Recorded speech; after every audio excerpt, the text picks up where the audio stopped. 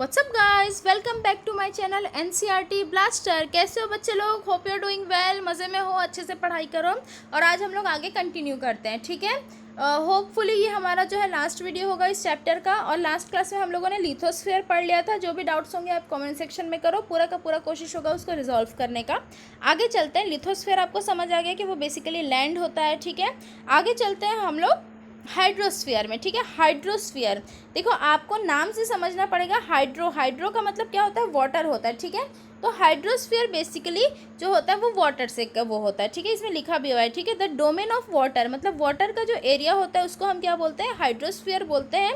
It comprises various source of water and different types of water bodies like rivers, lakes, seas, oceans etcetera, ठीक है। तो इसमें क्या होता है? अलग अलग वाटर बॉडीज होते हैं, जैसे कि तालाब हो गए, रिवर्स हो गए हैं, आपके पॉन्ड्स हो गए हैं, सीज, ओशियंस, ये सारे के सारे क्या होते हैं? वाटर बॉडीज़ हैं, जो कि हर लिविंग ऑर्गेनिजम्स के लिए एसेंशियल होता है। It is essential for all living organisms, क्योंकि आप सभी को पता है कि पानी के बिना कोई भी लिविंग ऑर्गेनिज्म सर्वाइव नहीं कर सकता है, ठीक है। तो हाइड्रोस्फीयर बेसिकली क्या होता है? वाटर एरिया होता है या वाटर रिसोर्सेज होते हैं। आगे चलते हैं। The atmosphere is the thin layer of air that surrounds the earth. अब नेक्स्ट जो हमारा स्फीयर है वो कौन सा है भाई? एटमॉस्फेयर है। हमने क्या क्या पढ़ा? लिथोस्फीयर पढ़ लिया, लैंड, हाइड्रोस्फीयर पढ़ लिया, वाटर। अब आते हैं हम एटमॉस्फेयर में। एटमॉस्फेयर क्या है? थिन लेयर ऑफ एयर है, ठीक है। क्या लिखा हुआ है? थिन लेयर ऑफ एयर है, ठीक है। एयर मतलब जहाँ से हमको ऑक्सीजन मिलता है, दैट सराउंड्स द अर्थ। तो एटमॉस्फेयर क्या करता है? अर्थ को सराउंड करके रखता है, जिससे हमको ऑक्सीजन मिलती है, जिससे लिविंग ऑर्गेनिज्म जो है वो सांस ले पाते हैं, और इसी वजह से अर्थ में लाइफ क्या है? पॉसिबल है। The gravitational force of the earth hold the atmosphere around it. आप सबको पता है कि अर्थ के पास एक ग्रेविटेशनल फोर्स होता है। यदि ग्रेविटेशनल फोर्स नहीं होता तो हम सब के सब अर्थ में चल नहीं पाते, हम सब के सब उड़ते रहते, ठीक है। ग्रेविटेशनल फोर्स जो है हमको अर्थ की तरफ अट्रैक्ट करके रखता है, ज़मीन से जुड़ा के रखता है, ठीक है। डाउन टू अर्थ रखता है, ये बोल सकते हो। तो ये जो ग्रेविटेशनल फोर्स होता है वो एटमॉस्फेयर को भी अर्थ के सराउंडिंग में रोक के रखता है। It protects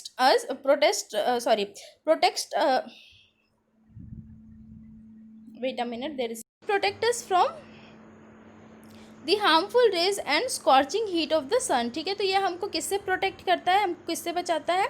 सन की हार्मफुल रेज से बचाता है, और स्कॉर्चिंग हीट, बहुत ज़्यादा जो चुभने वाली जो हीट होती है ना सन की, उससे भी बचाता है।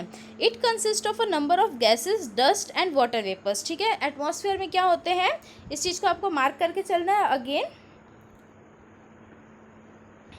Wait a second, there is something wrong again, ठीक है। चलो, तो एटमॉस्फेयर क्या करता है भाई हमको? It consist of a number of gases, बहुत सारे गैसेस होते हैं यहाँ पे, और क्या होता है?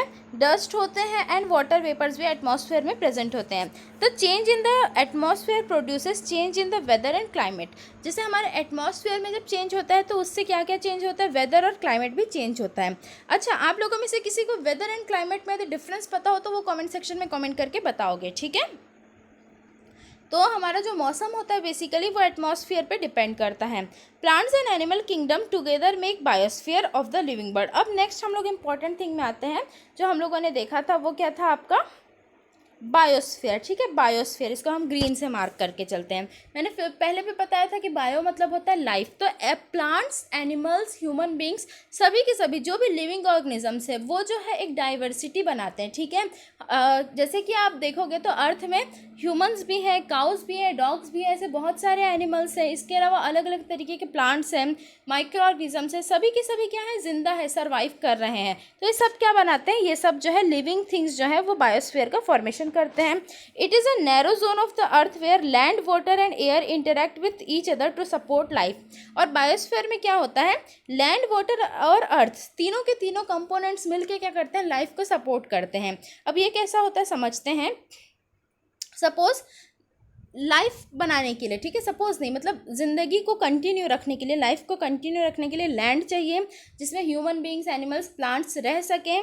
वाटर चाहिए। वाटर क्यों चाहिए भाई? वाटर इसलिए चाहिए कि वाटर के बिना हम जिंदा नहीं रह सकते। Water is our basic requirement, ठीक है। तो पानी चाहिए हमको। एयर चाहिए, एयर के बिना हम सांस नहीं ले सकते। तो ये तीनों चीज़ें कहाँ पे होती है? बायोस्फीयर में प्रेजेंट होती है, और इसी वजह से यहाँ पे लाइफ पॉसिबल होती है, हम जिंदा रह सकते हैं, ठीक है। आगे चलते हैं। व्हाट इज इकोसिस्टम, ठीक है। नेक्स्ट क्या है हमारा ecosystem. At an NCC camp that Ravi's class was attending, जैसे exclaimed what a heavy downpour, ठीक है। एक एनसीसी कैंप चल रहा था, ठीक है, और वहाँ पे रवि का क्या हो रहा था, क्लास हो रहा था। तो जेसी ने बोला what a heavy downpour, it reminds me of my home in Kerala, ठीक है। तो डाउनपोर में क्या हुआ था, ठीक है। तो क्या था इसमें, what a heavy downpour, downpour मतलब होता है बहुत ज़्यादा जो बारिश होती है ना वो। It reminds of my home Kerala, आप सबको पता है कि केरला में सबसे ज़्यादा बारिश होती है।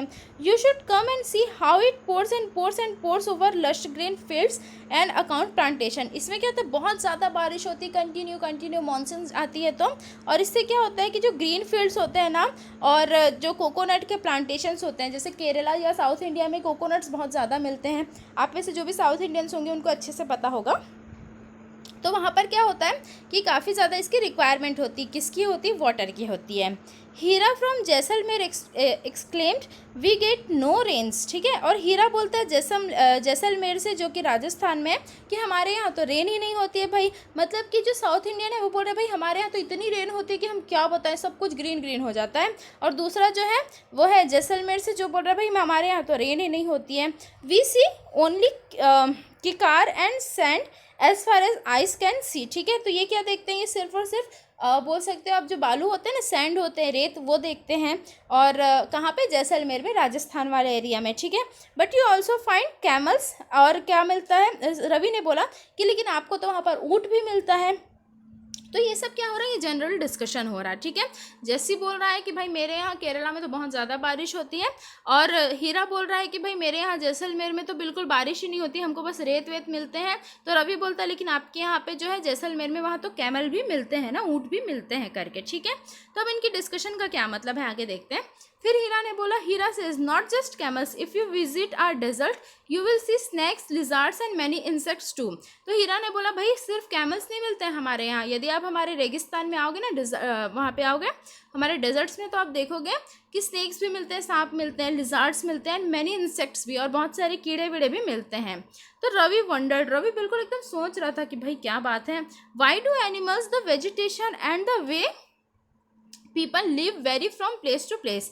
तो अब रवि के दिमाग में एक ख्याल आया कि भाई हम लोग तो सभी के सभी लिविंग ऑर्गेनिजम्स है, फिर लिविंग ऑर्गेनिजम्स अलग अलग तरीके के क्यों होते हैं हर अलग अलग जगह में।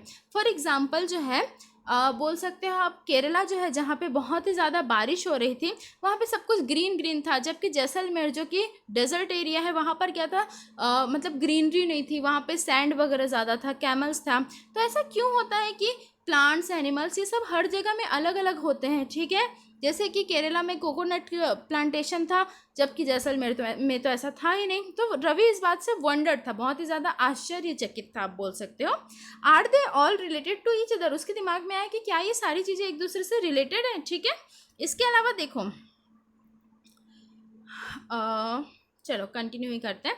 Are they all related to each other उसके मन में आया, ठीक है। तो उनकी टीचर ने बोला, ओ यस वेरी सो, हाँ ये सब एक दूसरे से रिलेटेड है। द टीचर रिप्लाइड, ठीक है, all plants, animals and human beings depend on their immediate surrounding. अब एक नया कॉन्सेप्ट निकल के आया यहाँ पे, कौन सा कॉन्सेप्ट है वो, इमीडिएट सराउंडिंग का, ठीक है। कौन सा कॉन्सेप्ट है, इमीडिएट सराउंडिंग। तो टीचर ने क्या बोला कि हर ह्यूमंस, प्लांट्स या एनिमल्स जो भी हैं वो अपने इमीडिएट सराउंडिंग पे डिपेंड करते हैं। इमीडिएट मतलब जिस एरिया में बेसिकली वो रहते हैं वहाँ पे, ठीक है। Often they are also interdependent on each other, और कभी कभी क्या होता है कि वो एक दूसरे के ऊपर भी इंटरडिपेंडेंट होते हैं, ठीक है। मतलब सपोज जो है हीरा जो है वो जैसलमेर में है, तो वो जैसलमेर के एनवायरनमेंट पे भी डिपेंडेंट होगा। लेकिन यदि उसको कोकोनट का वाटर पीना है तो फिर उसको केरला के एनवायरनमेंट पे भी डिपेंड होना पड़ेगा ना भाई, क्योंकि कोकोनट तो उसको वहीं से मिलेगा। तो ये हम एक एग्जांपल की तरह ले सकते हैं। Often they are also interdependent on each other, this relation between the living organism as well as the relation between the organism and their surrounding form an ecosystem, ठीक है। तो क्या होता है भाई, एक नया सिस्टम हमको पता चल रहा है, इकोसिस्टम। देखो क्या होता है ये इकोसिस्टम, ध्यान देना इधर। The relation between the living organisms, किसके किसके बीच में रिलेशन, लिविंग ऑर्गेनिजम्स के बीच में, as well as the relation between the organism and their surrounding, ठीक है, ऑर्गेनिज्म एंड देयर सराउंडिंग, मतलब दो इंसानों के बीच में और इंसानों और लिविंग सराउंडिंग्स के बीच में, एनवायरनमेंट के बीच में जो रिलेशन होता है ना, उसको बोला जाता है इकोसिस्टम, ठीक है। सपोज आप हो, आपके क्लासमेट्स हैं, तो आपके और आपके क्लासमेट्स के बीच में और आपके और आपके स्कूल के बीच में जहाँ आप रहते हो, ये टोटल जो रिलेशन होगा इसको हम बोलेंगे वहाँ का ecosystem. There could be an ecosystem of large rain forest, grassland, desert, mountain, lake, river, ocean and even a small pond. तो यहाँ पे इकोसिस्टम कैसा हो सकता है, ठीक है, रेन फॉरेस्ट का इकोसिस्टम हो सकता है जहाँ पे बहुत ज़्यादा बारिश हो, ग्रासलैंड का इकोसिस्टम हो सकता है जहाँ पे घास हो, डेजर्ट्स हो सकते हैं जहाँ पे रेगिस्तान हो, माउंटेन्स हो सकते हैं, बड़े बड़े पहाड़ हो, लेक्स हो सकते हैं, झरने, reverse, oceans and even small छोटे छोटे पॉन्ड्स भी हो सकते हैं जो इकोसिस्टम का फॉर्मेशन करें, ठीक है। तो इकोसिस्टम क्या होता है, बेसिकली ह्यूमंस का एक दूसरे के साथ कनेक्शन या लिविंग ऑर्गेनिजम्स का एक दूसरे के साथ कनेक्शन और लिविंग ऑर्गेनिजम्स का अपने आसपास के एनवायरनमेंट के साथ जो कनेक्शन होता है, इन दोनों चीज़ों को मिला के क्या बनता है, हमारा इकोसिस्टम क्या होता है भाई, फॉर्म होता है, ठीक है।